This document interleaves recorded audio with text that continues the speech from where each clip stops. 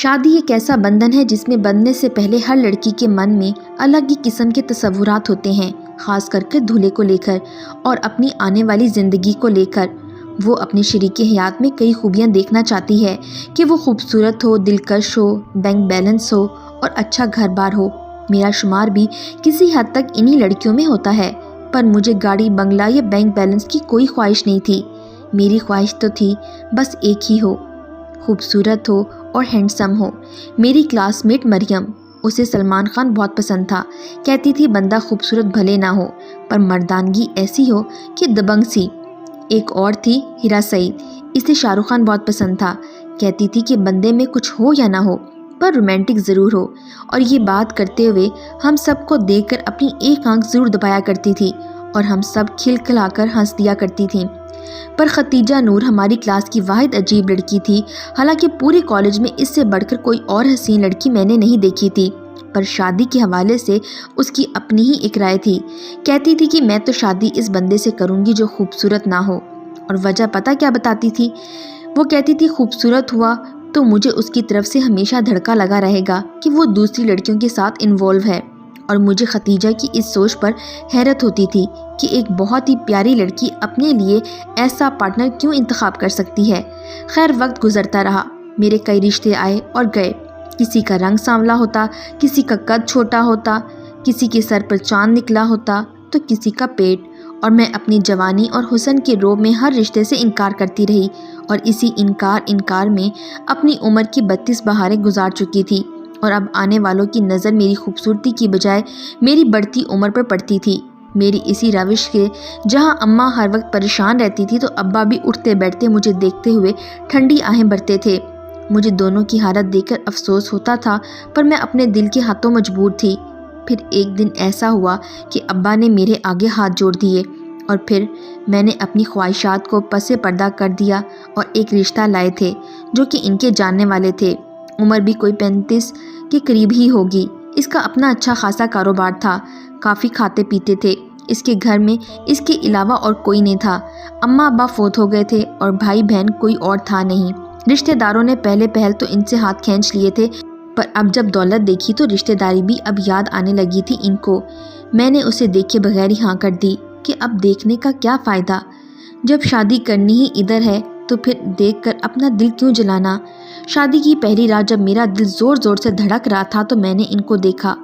سانولا رنگ، فربی مائل جسم، سامنے سے سر گنجا، بڑی بڑی مونچھیں، غرض کچھ بھی ایسا نہیں تھا اس میں جو مجھے اس کی طرف مائل کر سکتا۔ اسے خود بھی شاید میری حالت کا اندازہ ہو گیا تھا، تو اس نے لائٹ آف کی اور جا کر صوفے پر سو گیا، اور میں روتے روتے ہی سو گئی۔ پتہ نہیں وہ کون سا پہر تھا جب مجھے لگا کہ مجھے کوئی چھونے کی کوشش کر رہا ہے۔ میں ایک دم سے بدک کر بیڈ پر وسط میں ہو گئی اور دوپٹے سے خود کو لپیٹ کر سہمی نگاہوں سے جب اس نے مجھے دیکھا تو ایک پل کو وہ بھی حیران رہ گیا میری اس حرکت پر۔ اگلے ہی لمحے اس نے خود پر قابو پا لیا تھا۔ آئی ایم ریئلی سوری، وہ میں آپ کو اٹھا رہا تھا کہ آپ اٹھ کر فریش ہو جائیں اور ناشتہ کر لیں، پھر ولیمے کے لیے بھی تیار ہونا ہے۔ شرمندہ لہجے میں وہ مجھ سے مخاطب ہوا۔ خبردار جو آئندہ آپ نے مجھے چھونے کی بھی کوشش کی تو۔ یہ میری اس کی پہلی گفتگو تھی۔ ولیمہ بھی گزر گیا۔ دیکھ کر امی ابو خوش تو نہیں تھے، پر احمد کے چہرے پر پھیلی مسکراہٹ اور اطمینان دیکھ کر امی ابا مطمئن ضرور ہو گئے تھے، اور میرے دل میں اس کے خلاف مزید نفرت پیدا ہو گئی کہ آخر وہ خود کو اتنا خوش کس لیے دکھا رہا تھا۔ گھر جانے پر میں نے امی سے شکایت کی جو بے مقصد تھی، پر پھر بھی میں ان کو دکھانا چاہتی تھی کہ میں اس کے ساتھ ذرا بھی خوش نہیں ہوں۔ امی، آپ نے آخر اس میں دیکھا ہی کیا تھا؟ شکل دیکھی ہے آپ نے اس کی؟ بیٹا، مردوں کی شکل نہیں دیکھی جاتی، امی نے فٹ سے جواب دیا۔ وہ سامنے سے گنجا ہے۔ میں نے ایک اور نکتہ اٹھایا۔ تو کیا ہوا؟ مرد ہے اور مردوں میں یہ عام سی بات ہے۔ مجھے دیکھی ہیں ان کی کتنی بڑی ہیں؟ میں نے بھی ہار نہیں مانی۔ تم بیوی ہو اس کی، کہہ سکتی ہو اسے۔ لگتا تھا کہ امی نے میرے سب سوالوں کے جواب پہلے سے ہی تیار کر رکھے تھے۔ رنگ بھی سانولا ہے اس کا۔ میری مذمت آہستہ آہستہ دم توڑ رہی تھی۔ تو بھلا مرد کا رنگ سے کیا لینا دینا؟ عمر میں بھی بڑا ہے وہ مجھ سے۔ میں نے آخری کوشش کرتے ہوئے کہا، مرد کی عمر نہیں دیکھی جاتی، کمائی دیکھی جاتی ہے، اور ویسے بھی تمہارے ابو بھی مجھ سے 7-8 سال بڑے ہیں، اور تم ذرا تمیز سے شوہر کا نام لیا کرو، کیا اس کا لگا رکھا ہے؟ اس کی عزت کرتی ہے میری جوتی۔ امی سے مزید بحث کرنا فضول تھا۔ میں اگلے ہی روز اس کے گھر آ گئی۔ میں چاہ کر بھی اس کو قبول نہ کر سکی۔ وہ جب بھی میرے سامنے آتا میرے اندر عجیب سی کشمکش پیدا ہو جاتی۔ مجھے مریم کی بات جھٹلانی پڑتی تھی کہ مرد کو خوبصورت ہونا چاہیے ہر حال میں۔ ہم دونوں کے بیچ سرد موری کی ایسی دیوار بن گئی تھی جسے نہ چاہ کر بھی نہ تو میں پھلانگ سکتی تھی اور نہ ہی شاید وہ۔ شادی کے ان 6 ماہ میں میں نے کچھ نہیں کیا کیا تھا، کبھی ڈھنگ سے کھانا تک نہیں بنایا تھا، کبھی اسے آفس جانے کی تیاری میں مدد نہیں کرائی تھی، کئی بار کھانے میں نمک مرچ تیز ڈالی، پر پھر بھی کبھی بھی اس نے زبان سے ایک لفظ تک نہیں بولا تھا۔ ویسے تو اس کی ہر عادت مجھے زہر لگتی تھی، پر ایک عادت جس سے میں بہت چڑھتی تھی، وہ ہمیشہ سفید رنگ کا ہی لباس پہنتا تھا۔ میں اس کی قمیض جان بوجھ کر جلا چکی تھی، کیونکہ مجھے وہ سفید رنگ میں ایک آنکھ نہیں بھاتا تو وہ مجھے ویسے بھی نہیں تھا۔ خیر، ایک تو سانولا اور اوپر سے سفید کپڑے پہننے، اف! جو ہی وہ گھر سے باہر جاتا میں نہا دھو کر کپڑے پہن لیتی، میک اپ کرتی، خود کو آئینے میں دیکھتی، اور جب اس کے آنے کا ٹائم ہوتا میں پھر سے وہی پرانے میلے کچلے اور بد رنگ کپڑے نکالتی اور پہن لیتی۔ ہاں، ایک دفعہ مجھے یاد ہے جب وہ مجھ پر غصہ ہوا تھا، پر مجھے کہا نہیں۔ ہوا یوں کہ انہوں نے کچھ دوستوں کو گھر دعوت پہ بلایا، حالانکہ صبح مجھ سے پوچھا بھی تھا کہ اگر کھانے کا انتظام کر سکو تو میں بلا لیتا ہوں۔ ان کو میں نے بھی اس وقت حامی بھر لی، اور جب وہ شام کو گھر آیا تو میں پہلے سے زیادہ برے حال میں بیٹھی تھی۔ کھانے کا بھی دور دور تک کوئی انتظام نہیں تھا۔ گھر کی حالت پہلے سے زیادہ ابتر تھی۔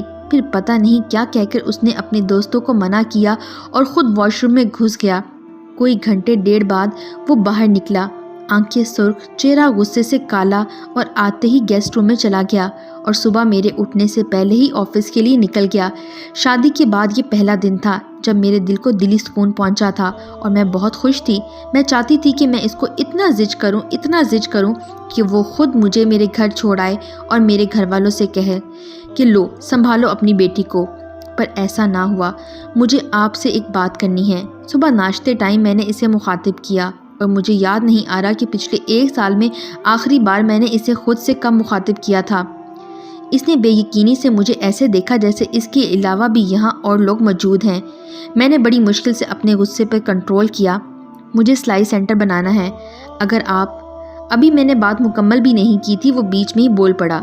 جی ضرور بنائیں، اس میں مجھ سے اجازت لینے کی کیا ضرورت ہے؟ اس نے کسی حد تک خوشگوار لہجے میں کہا۔ میں آپ سے اجازت نہیں مانگ رہی۔ نہ چاہتے ہوئے بھی میرا لہجہ کڑوا ہو گیا، پر مجال ہے جو اس پر کچھ بھی اثر ہوا ہو۔ پتہ نہیں کس مٹی سے بنا تھا۔ اچھا، پیسوں کی ضرورت ہوگی۔ آپ ایسا کریں، جو سامان آپ کو چاہیے ہو بتا دیں، میں منگوا کر پچھلے پورشن میں سیٹ کرا دیتا ہوں۔ نظریں جھکائے کھانا کھاتے ہوئے انہوں نے اطمینان سے جواب دیا۔ باجی، یہ امبر ہے، میری ہمسائی۔ سغرا ایک ڈری سہمی لڑکی کو لے کر میرے پاس آئی، کہہ رہی تھی کہ میں نے بھی سلائی سیکھنی ہے، تو میں اسے آپ کے پاس لے آئی۔ جبکہ سغرا اس کے ساتھ کھڑی امبر کے رویے سے کسی طور پر یہ نہیں لگ رہا تھا کہ وہ خود آئی ہے۔ ویسے وہ اپنے نام کی طرح خود بھی بہت پیاری تھی۔ گلابی رنگ، لمبا قد، تیکھے نین نقش، غرض کسی اپسرا سے کم نہیں تھی۔ میں عورت ہو کر بھی اس کے سراپے کو سراہے بغیر نہ رہ سکی۔ ابھی شادی ہوئی ہے تمہاری؟ میں نے اسے مخاطب کیا۔ جی باجی، 1 ہفتہ ہوا ہے، امبر کی بجائے سغرا نے جواب دیا، جبکہ وہ کھڑی اپنے ناخن کھرچے جا رہی تھی۔ زبردستی شادی ہوئی ہے تمہاری کیا؟ مجھے اس کے رویے سے یوں ہی لگا۔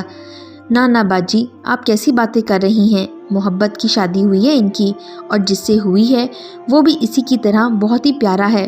سغرا نے شاید امبر میں میری دلچسپی کو بھانپ لیا تھا۔ چلو ٹھیک ہے، تم اسے اپنے ساتھ بٹھا لو۔ سلائی سینٹر کے پہلے ہی مہینے میں میرے پاس 10-12 عورتیں آ گئی تھیں۔ میرا بھی وقت اچھے سے گزر رہا تھا، پر جب سے امبر آئی میری سوچوں کا محور وہ اور اس کا شوہر ہو گیا تھا۔ سغرا سے گاہے بگاہے پتہ چلتا رہتا تھا کہ اس کا شوہر بہت پیار کرنے والا ہے، اس کی ہر ایک بات مانتا ہے۔ سغرا کی انہی باتوں نے جہاں میرے دل میں احمد کے لیے مزید نفرت پیدا کی تھی، وہیں مجھے امبر سے حسد ہونے لگا تھا۔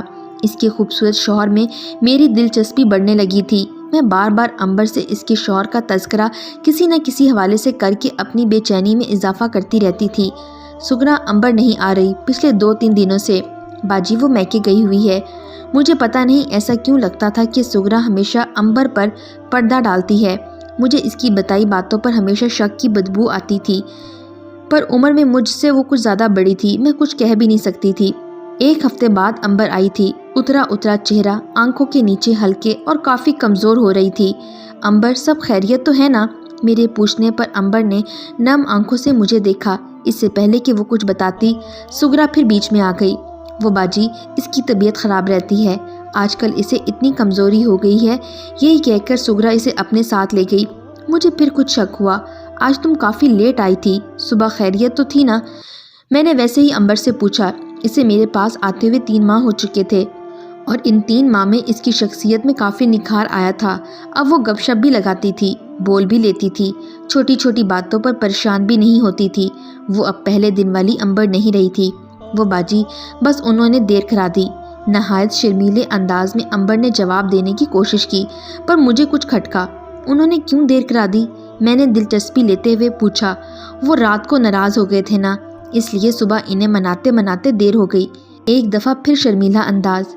کیوں ناراض کیوں ہوئے تھے وہ؟ میں نے جان بوجھ کر بات سے بات نکالی۔